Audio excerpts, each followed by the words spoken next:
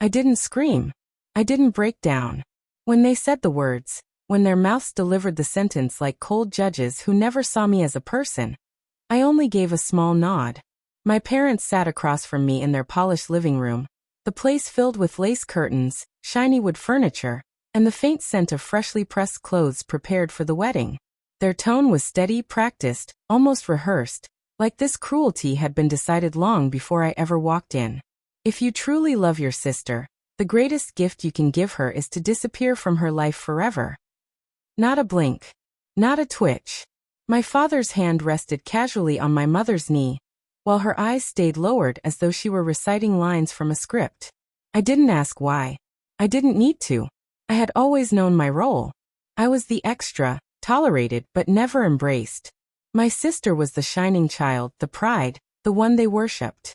I was the shadow, dressed up in politeness so I wouldn't embarrass them. So I stood up, walked to my room, packed my clothes neatly in silence.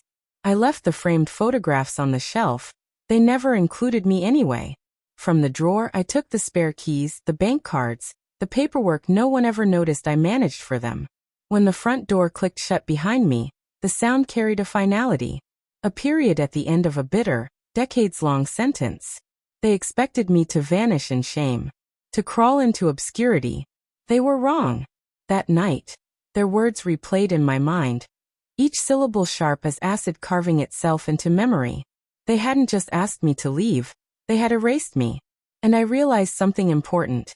Erasure works both ways. The apartment was mine on paper, my name on the deed. They had conveniently forgotten the quiet afternoon. I signed the legal paperwork on their behalf. They thought I was just the responsible one, the one who handled the dull details. That trust had been their leash on me. I sold it quickly. Cash buyers asked no questions. By the time the ink dried, the house that once hosted family dinners and forced smiles belonged to strangers. Next was the joint account. For years, money had trickled through me, utilities, repairs, transfers. Small things at first, but eventually larger. They trusted me too much to ever double-check. So I froze it, airtight and legal, locking away their funds just days before the wedding that was supposed to be their crown jewel of status. No fury. No dramatic announcement. Just quiet steps, deliberate and precise, like a surgeon cutting out rot. While I worked, memories burned in the back of my mind. My sister at 13, crying in her room because she wanted to quit piano. I was the one who sat with her, urging her to push through. No thanks from our mother. 17, when she borrowed my prom dress, ripped it, and laughed it off. Father excused her. She's young. Don't make a fuss. 23, when I wrote drafts of her college essays, the ones that got her admitted. My name was never mentioned. Years of quiet sacrifice, invisible stitches holding their world together. And now their request, no, their demand, was that I remove myself completely. The wedding day arrived. I didn't attend. I didn't have to. My absence was already felt. The caterers stood waiting for payments that never came.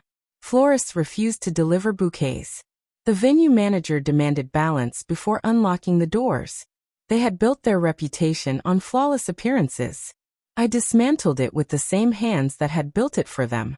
I heard later that the ceremony staggered forward anyway, my parents scrambling, muttering excuses, guests whispering louder than they did.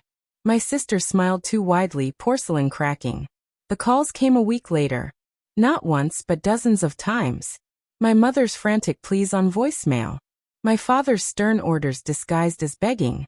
Finally, I picked up. My voice steady. Cold. "You destroyed everything," my father shouted. "No," I replied calmly.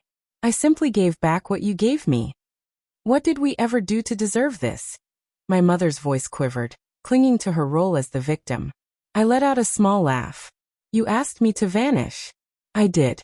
And I took your illusions with me." The silence on the line was jagged, heavy.